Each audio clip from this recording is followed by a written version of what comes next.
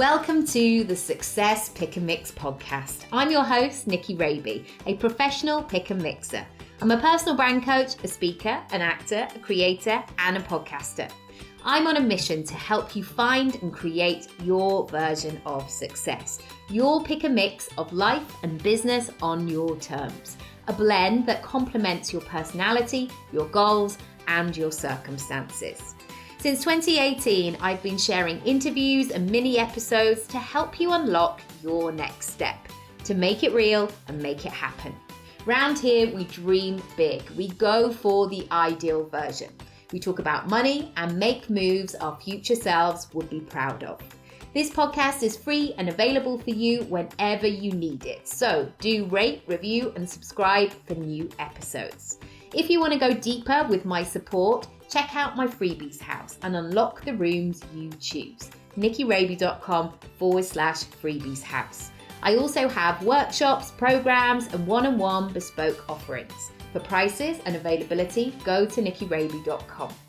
Thank you, as always, for spending some time with me and my guests. Now, on to today's episode.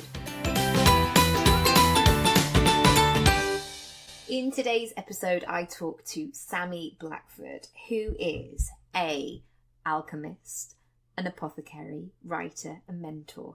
And she created Freya Luna to harness the magical powers of Mother Nature and to help women feel confident, beautiful, and free and amazing in their own bodies.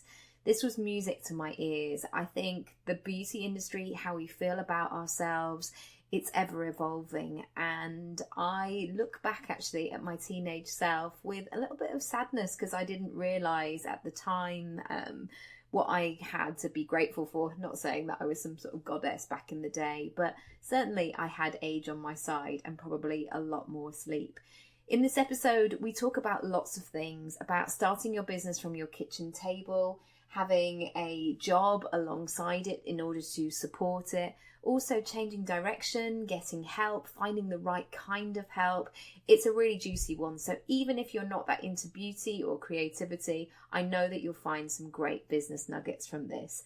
As always, please come over and join the conversation over on Instagram at Nicky Raby, or you can find me across social media. I'm there.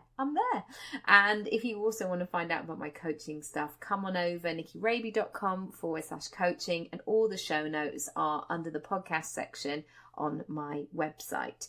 Here's the episode and enjoy, and thanks for listening. Hey Sami, welcome to the podcast. Hello, thank you for having me. You're so welcome. So let's just start with you. Tell me more about your business. I was so intrigued when I came across your website. Where it all started was I used to have really bad acne. So going back 12 years, I started making skincare products for myself because I tried everything I could find in Boots or, went to the doctors, had prescription products, and even if they helped to calm down the acne, they were leaving my skin really dry. And that was just kind of like the other side of the coin for me. It was just as bad. It was just a different skincare problem. So I got to that point where what else can I do? And started mixing products up for myself with ingredients I had in the kitchen cupboard, herbs I had growing in the garden, just really simple products, and seeing how my skin reacted, and it reacted so well. I was quite taken aback by how well my skin reacted. I was like, it can't really be this simple, surely. So then move on 12 years, in that time it's kind of grown and developed and become a business. So what my passion is to help women to feel confident and beautiful in their own skin. Because in the beauty industry, we're always told you need to be thinner, you need to be browner, or if you've got dark skin, you need to be paler, you need to have fewer wrinkles, you need to look younger. There's all this, you're not good enough as you are. Yeah, basically whatever it is that you're doing, can you change quickly? Yeah, exactly. If you've got straight hair, it should be curly. If you've got curly hair, you need to straighten it. And, it's always whatever you've got, you need the opposite. So I wanted to help women to feel good in their skin as they are now. And that doesn't mean if you've got acne, which was what my problem was, doesn't mean that you don't want to get rid of that or fix that. that's fine, because acne isn't a natural thing for us to have. But it's to feel good about yourself while you're doing it. Definitely. And I feel like as a woman as well, like our beauty shelf life is long. Like we don't just want to be, you know, when I was 17, I thought being 36 was like ancient. And I'm now like going, well, actually, I still want to be the best version of myself. And also I look at my nana, who is about to turn, I can say it right, she's not gonna listen to the podcast. She's about to turn 92 and she looks incredible. And also I'm thinking, good that we're seeing a diversity of women and that we all want to feel good, don't we? Yeah, exactly. And it is that word that you just used, diversity. Our beauty is in our diversity. If we all look the same, it'd just be boring. It'd become so commonplace that it wouldn't be seen as beautiful anymore. So it's that finding our individuality and working with that. And if you can do that while supporting your skin and your health and your well-being, then, you know, it's the best of both worlds. Definitely. And so how did it begin to, from an idea of going, oh, this actually works on me and I have found sort of that you're getting results, how did it then become a business, and how long was that transition? Well, when I started making products for myself, like that was a couple of years, and then I had a friend, I've still got a friend who had really bad eczema. So started thinking, oh well, if it works for acne, would something work for eczema? So then it was just kind of like using friends and family as guinea pigs, basically. Yeah. What ailments have you got? How can have you? Oh yeah, you do look like you've got a bit of a scabby knee. Let's sort that out quick. So then there was like a few years of basically experimentation, and then when I kind of realised that it wasn't just me that these things were working on, I started doing like the odd little craft fair, Christmas markets, things like that, just really small scale, kind of seeing would people actually pay money for these things, and they did. And so it's hard to say when it actually became a business, because I mean, like, this is like a 12-year transition. It is a business now, but when it actually became a business, it's hard to say, because it's just kind of one of those things that's grown organically and gradually. It's really kind of snowballed over the years. Gosh, that's so refreshing for you to say, because I know so many people who listen to this podcast, like there's this pressure to have an idea one evening and tell your spouse or tell your family, right, I'm going to build a skincare brand, and all of a sudden within 6 months you're stored in Harrods or somewhere. And I've just never found that to be the case, really, that it is a bit of a slow burner and lots of trial and figuring it out as you go. Yeah, definitely. I mean, it's only in the last maybe 2 or 3 years. Well, I think about 3 years ago it became like my full-time job, as it were. And it's only in like the last couple of years that I've got to the point where the product range is the product range that I'm happy with, because like the 10 years before that is all been trial and error. What products work, what products people want, you know, how the shelf life works and all that kind of stuff. So it has been like a decade of research and development, or whatever the term is for it. And I think over those years, I've kind of seen, like, you know, the ads on Instagram and Facebook that you get that like 5x your income in like 12 days or whatever. Yes, I've seen those as well. I mean, like, okay, great if that's worked for them, but it's not really that realistic for everybody in every industry, and there's some things that you need to take time on. I mean, like, my product range is kind of like my family of children, and you can't bring up a child overnight. You need to kind of nurture it and see who it is and you know, how it works in the world and all that kind of thing. So I think it's important to kind of give you that time to it. You're so right. How did that work in sort of a mindset way of really trusting that, you know, you would reap the rewards of your labour, as it were? Because I think sometimes when when you're in it, or when things are not moving, like as in sometimes you can be happy with the pace that it's going at because it's giving you that headspace and that creative time to trial and test and things like that.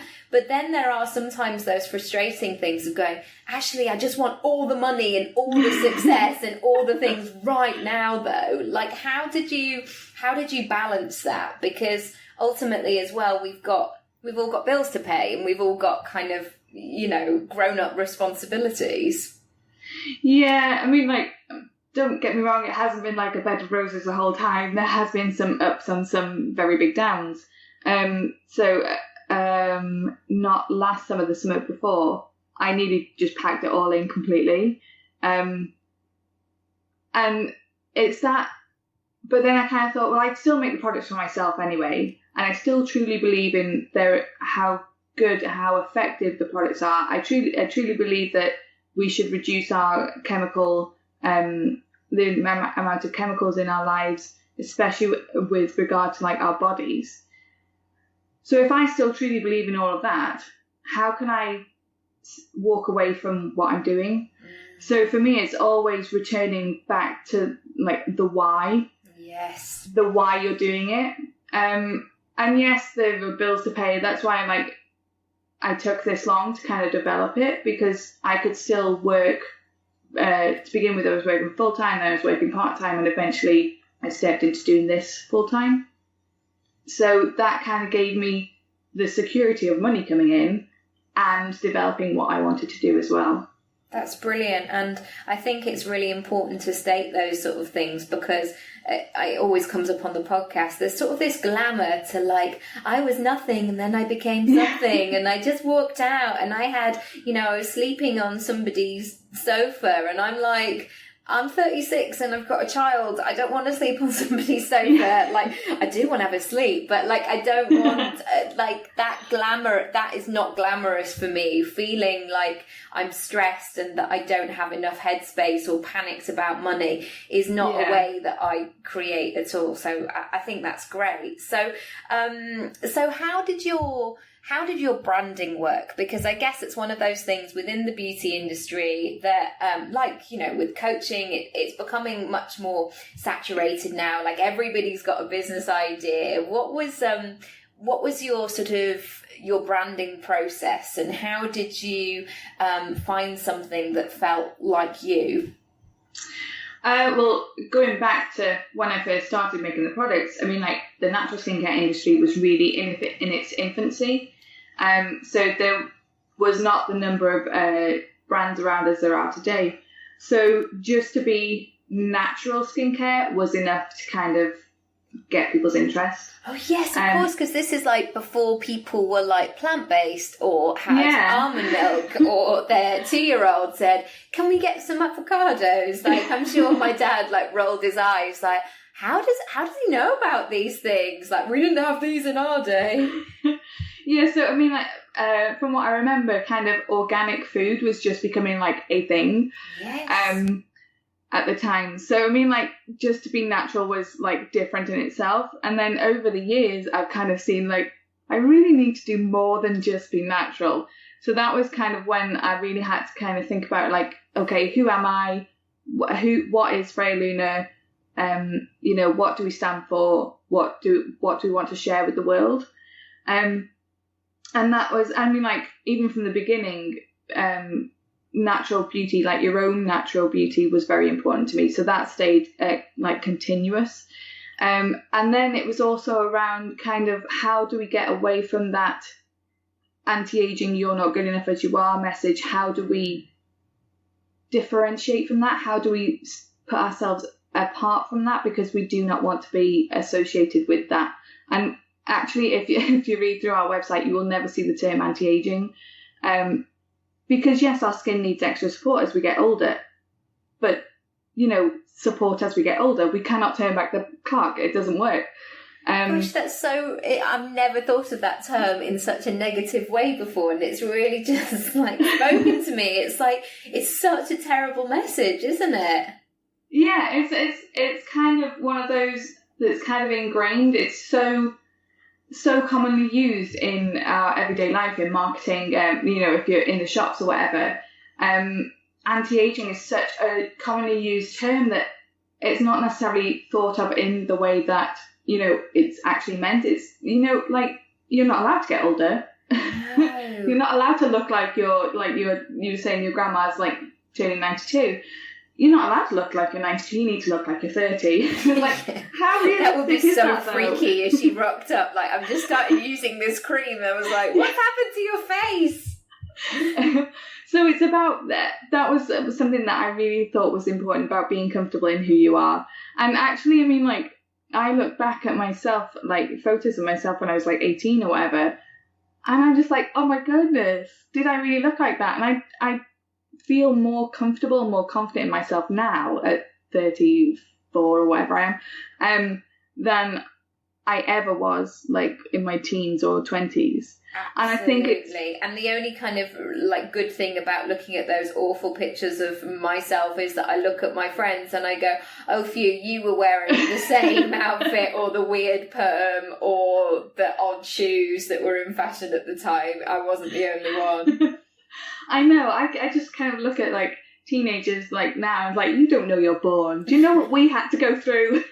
Yeah, exactly. Yes, we made all the mistakes for you so you could like work through them. Yeah, you're right. You're so right. And then when I knew that was like a very important thing for me, it was kind of like, well, what is Freya Luna? And when I came up with the name Freya Luna, I wanted, like as I was saying, there was very few brands around at the time, and the brands that were around were kind of very neutral, kind of beige in inverted commas, because they were natural compared to like the gloss of like chemical products and that sort of thing. But I wanted something that was kind of like pretty and quite girly and that kind of thing. So I decided on the name Freya because I really like that name. And then when I was researching the name, she's a moon goddess in Norway, or in Scandinavia anyway, somewhere over that way. And so that's how Freya and Luna came together. And then when I was researching her even further, she's all about empowering women and helping women to embrace their inner natural beauty. And, she's like a leader of strong women. I was like, that is so perfect. I couldn't have chosen a better name, really. So that's how that all kind of came into the branding as well.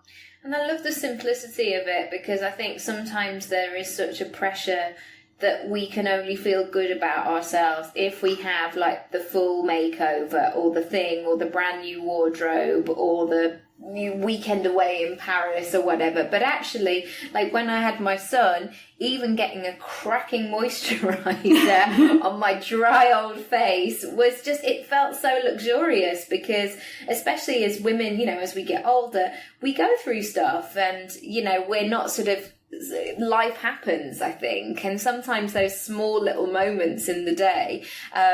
Tammy, who was on the podcast a few weeks ago, was talking about this sense of everyday joy, and I think that's right, that we can't always just keep building up to this end point where we have all our ducks in a row, because it's probably not going to happen. Definitely. Yeah. Well, it's that thing with anything in life, isn't it? If you wait for the perfect time, it's never going to happen. No, it's true. It's true. And I guess, how did you start to get it out there? So what's been really effective in terms of marketing and people getting to know you and the products?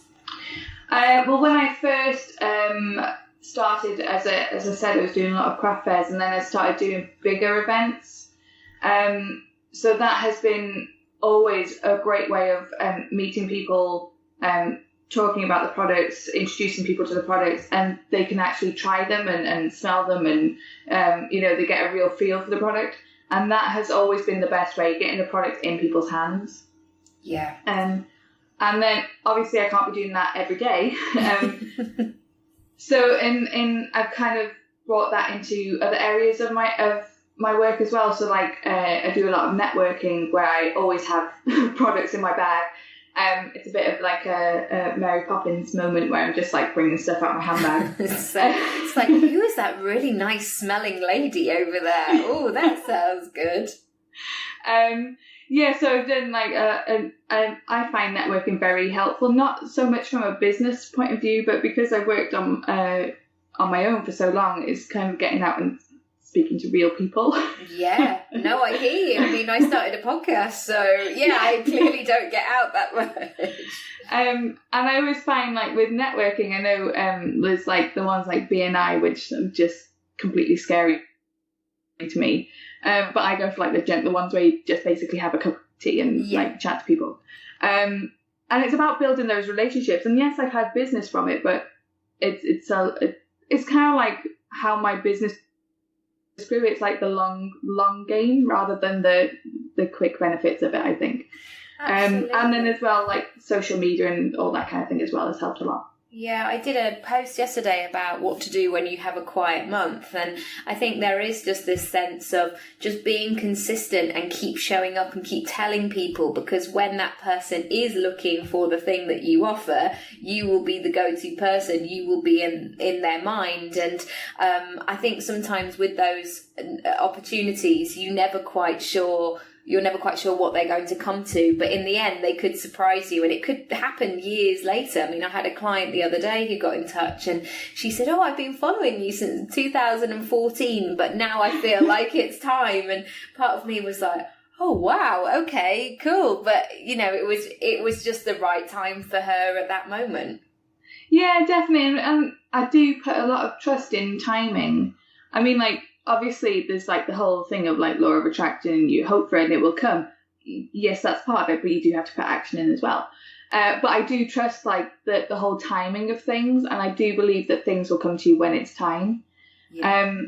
So I mean, like recently I've had a feature in Country Living magazine, which has been amazing for my business. Like, I didn't expect how much business I would get, but I was like, yeah, I might get a few extra orders, it'll be fine. Yeah, got quite a lot more than that, which has been brilliant, but I wasn't prepared for it. Isn't it nice when those like surprising moments come, and like on one hand you're like, oh, this is so brilliant, and then on the second you're like, oh god, I've actually got to make this happen now. Like, it's fine, but like, quick, get all your friends and family involved. Yeah. And I think as well, I mean, like, in the past I wouldn't have been ready for that, but I think now I was, and it was that next stepping stone I needed to realise or to figure out how I would operate in these circumstances. So again, it's all about the timing, and it's about taking the lessons as well, I think.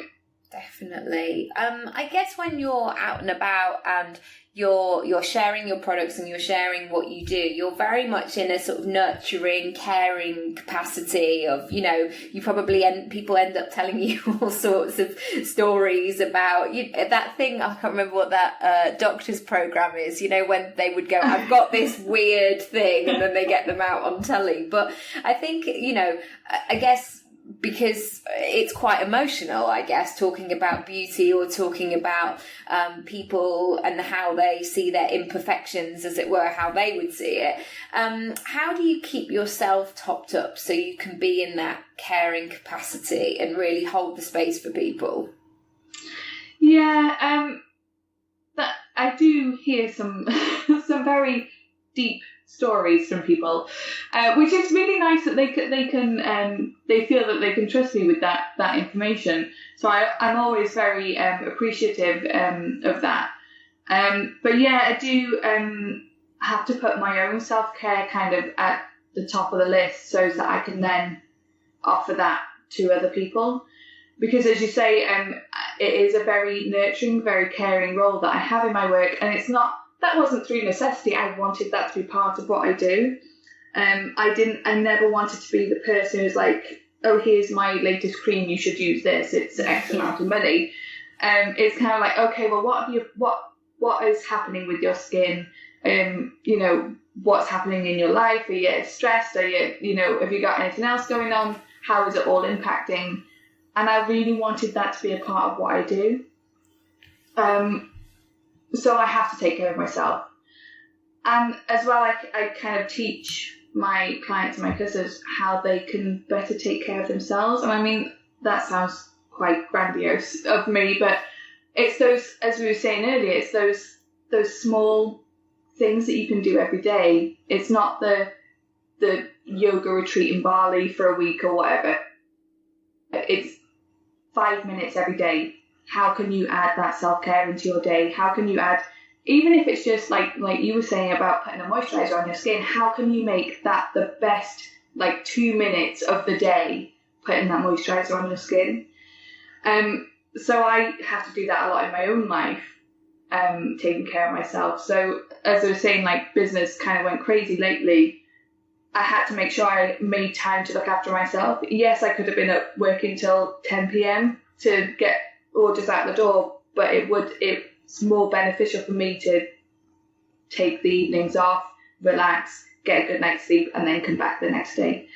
Yeah, you're so right. I was thinking this the other day about working smarter, not harder. And both my parents, my mum was a head teacher and my dad was a solicitor. So quite often it was fairly normal for them to come home and continue working in the evening.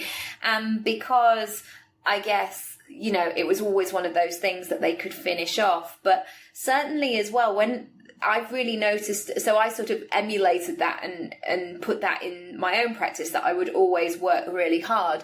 But one thing that I found is the more stuff that I do that is based on creativity or sound like Britney, a piece of me, it's that sense that I actually have to take that time, because it's not just something that can rattle off a to-do list. It's not something that I can just stick a date on it, hope for the best and get cracking on. That actually it does take a while to cultivate, like you were saying earlier.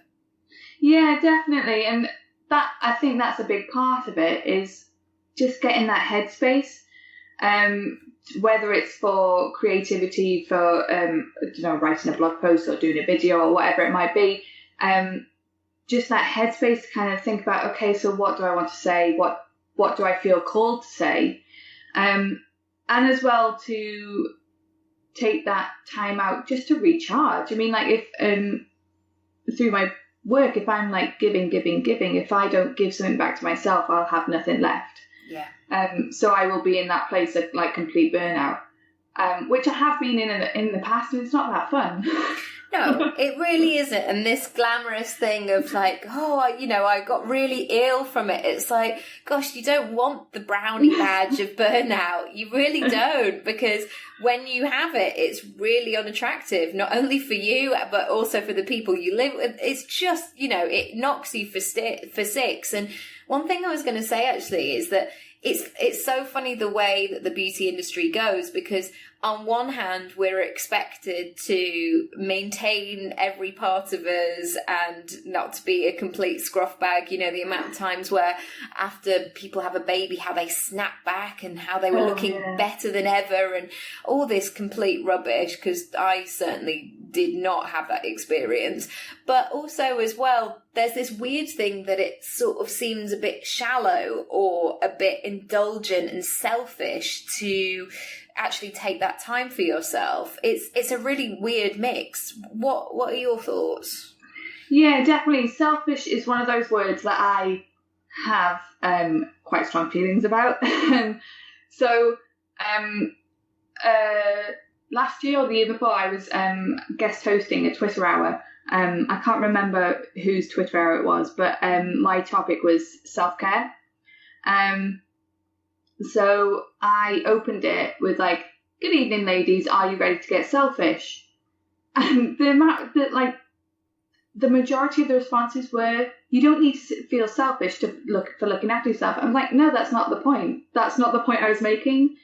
Selfish is about the self. If you look at the word, it's self-ish. It's about the self. So it's about looking after yourself. And I think it's been kind of skewed in language and in society, that it's taken on this different connotation, where really, if we don't look after ourselves, how can we look after anybody else? And especially as women, because we are the majority of us are the caregivers, the nurturers in our families, whether it's children, partners, friends, parents, whoever it is, we are seen as the caregivers. And if we're constantly giving, then again, we're going to get to that burnout. So if we don't take time for that, for the selfishness, for looking after the self, then where are we going to end up? Yeah. And I know, like, if I take time to look after myself, like, the people around me benefit from it. Whereas if I'm stressed and overworked and heading towards burnout, then people around me get it in the neck. Definitely. And certainly the generation of, well, like our own parents, it was almost cool to, at that point, to be a superwoman and have it all and have the kids and run a house. When I think about the stuff that my mum did of like, yeah, sure, your parents are coming to stay for the weekend. Amazing. I'll have a 3-course meal on the table on Friday night and I'll present breakfast on a tablecloth on a Saturday morning, even though I just want to put a pillow over my head.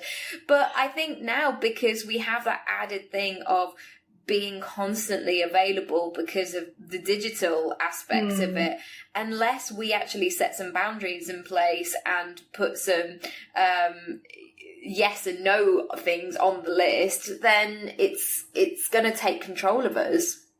Yeah, definitely. And like, that is one thing that I've had to kind of put in place, is like at 6 p.m. notifications are switched off. And that's my time. I'm not working anymore. And again, like, first thing in the morning, it's so easy to just reach over, get your phone off the nightstand and kind of look through social media or answer emails or whatever. And it's really not good for us. So that period first thing in the morning when we wake up, and the period at the end of the day just before we go to sleep, they are really important for our self-care. Yeah. So if you just take 5 minutes in the morning just to do some stretches or, whatever, and in the evening, if it's just cleaning your face for 5 minutes, then, just add those tail ends of the day. If that's all you have, then make those the best, 10 minutes of your day.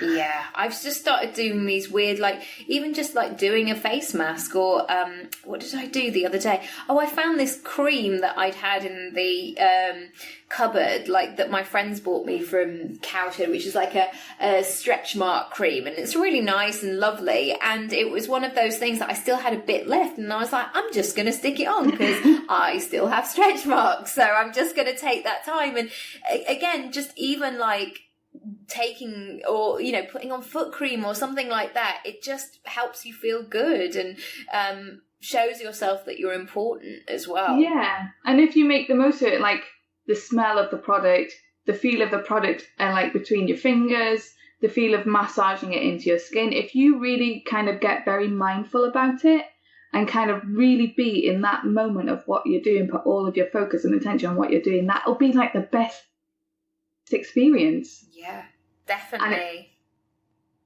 And it doesn't take lots of money or lots of time. It's literally just putting a moisturiser on the skin. Yeah, I know. I mean, just think what it's like when you shave your legs. It's great. What does a typical day look like for you? Is there such a thing? Not really. Most days involve some customer service. That's such a crap word for it. But I get a lot of emails and contacts asking for advice, which I absolutely love. So a lot of pretty much every day includes some kind of advice or that kind of thing. I never know what to call it. It's not really advice, but kind of that. It's care, isn't it, for your customers? Yeah. So yeah, most days include some of that. Most days include some product making of some sort. Occasionally I'll be down on the allotment caring for the plants. Networking. It's pretty mixed, really. That's good. I always feel like actually sitting behind the same desk for the same 8 hours a day, I would just be like some Larry toddler going wild, running up and down, and in my lunch break, because I just don't think I'd be able to handle it anymore. I'm not that sort of discipline to kind of go, no, you must only do this and not veer anywhere else. Yeah, I'm the same. Yeah, but I am available. One final question, which is, where would you like to be in 5 years' time? This one, like, over the years, I've worked with like loads of like business coaches and stuff, and they always ask me that question. I'm like, I don't know. No, well, it's one of those things, isn't it? And I say it to my clients that some people can really visualize it, and they've got a plan, and they've got their financial goals or whatever. But also, some of my clients find it really stifling because they're like, but how do I move forward today? Like, I know that I do want that 5-bedroom house, but like, do I write a blog post about that? Like, it can make you feel quite stuck and actually not that empowered. Yeah, and I mean, like, when I mentioned earlier about not last summer, the summer before, when I nearly like packed it all in, it was because I'd been working with this business coach, and he was very of the mind that you need to go fast, you need to go big, you need to grow the business, you need to work out your end game, when you're going to sell it, when you're going to franchise it, and all this kind of stuff. Like, oh my God, do I have to do all of that? So then I was like working under this assumption that I had to do all this work and had to get all this done, and like, oh my God, which is when I got like really stressed. It's like, I don't want to do this anymore, I'm just going to pack it in. That terrifies me about my industry, actually, because if like anyone's listening, a coach should, it's kind of like this thing when actors join agents, you shouldn't like pay them money. And I think this is the thing with coaching, is that you shouldn't have a coach that tells you exactly what you should do. That is not coaching. So you can tell him to go away. I wasn't with him for very long. No, I sense that, because I've had those discovery calls with those coaches as well, and I'm like, no, you just feel like you're telling me off. Yeah, that was like, every time I had like a meeting with him, it was like, I felt like I was being told off. Yeah. And it's like, this is not good. So now I just kind of like, how I brought it back from that is like getting back to like, what do I want? And I like a much slower pace. So I like being out on the allotment, tending with the plants, being involved with picking them and getting them ready for using in the products. And I like that. I mean, like, it's pretty much what I preach in my business, that like taking time for yourself and for your growth, and like getting to know who you are. And I think that's the same with my business. I kind of get to know who or what the business wants to be, kind of like on a monthly basis or an annual basis. So I never know where I want to be. There's things that I want to achieve, yes, but I don't have that big picture of where I want to be. That's lovely, actually, to have that flexibility, and also it allows you to branch out into different areas. My having a podcast might not have been in my 5-year plan 5 years ago, but it was probably in my plan 3 years ago, but then it took me another 3 years to actually make it. And I think it just always comes back to those brand values that you have for yourself, or the stuff that it's probably not as serious and business-like as that, but just that sense of who you want to be in the world and what's going to suit you and your lifestyle. Yeah, so for example, I mean, like, I've always wanted to teach, for want of a better word, like in like live environments. So I've always wanted to run like workshops and things like that, and that this year I'm kind of starting to do that. So yes, it's been something that I've wanted to achieve, but I've never had that deadline of like, I need to do it by now. It's just like, as we were saying before, like, it's come back to the timing. It feels right now. And I think that was actually because I got back in touch with growing the plants. So I kind of regained that that passion for the raw ingredients that I use. So now I want to share that with other people as well. And how does that feel now that you're back in that flow of things? It's pretty amazing. The reason I ask is that sometimes I know myself, like, I don't celebrate those. Like, sometimes I struggle to celebrate those external wins, like booking that thing or doing that thing, but also those shifts in myself of like, oh, blimey, I've really worked hard and been able to turn my mindset around then. Yeah, I mean, like that whole thing, like coaches and things, and like the advice you find online and everything. They always say like celebrate your wins, no matter how small. And I'm like, oh, I forgot to celebrate that thing. No, that happened 8 months ago. Oh yeah. No, I'm behind. And I was going to have a glass of champagne. Now I'm going to have 2 bottles because I've forgotten all these moments. Brilliant. So if people want to come and find out more about the products and you and what you're all about and send you all those emails for advice, where should they go? Please don't bombard. Where should they go? Well, the website is freyaluna.co.uk, so that's FREYALUNA.co.uk. We're also on Instagram, which is my favourite platform at the moment, which is Freya Luna Rituals. We're the same on Facebook, and on Twitter I'm at Sami Blackford. Amazing. So you can find me in any of those places. Right, and I really hope this episode has not only inspired you, but also you will be well moisturised by the end. There's going to be women and men lathering up all up and down the country and the world. Well, we're listening to in like every continent in the world, so wherever you are, get your moisturiser out. And make it the best 2 minutes of the day. You're right. Send us some pictures, actually. Tag us in those of like what you're doing in that self-care. It would be great. But thank you so much, Sami. I've really loved this chat, and it's just made me feel really centered, and really like my stepdad actually has an allotment, and my little boy absolutely loves that. And it's just sometimes those simple things, isn't it, of it sounds like that character from the Fast Show, in nature brilliant, but it really is like it's really so clever. But thank you so much. See you later. Bye.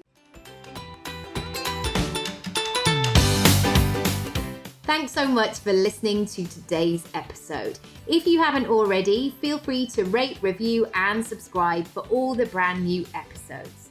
If you want to go deeper with my support, check out my freebies house and unlock the rooms you choose. NickyRaby.com/freebies house. I also have workshops, programs, and one-on-one bespoke offerings. For prices, availability, or just to have a chat with me, go to NickyRaby.com. Thank you, as always, for spending some time with me and my guests, and I'll see you next time.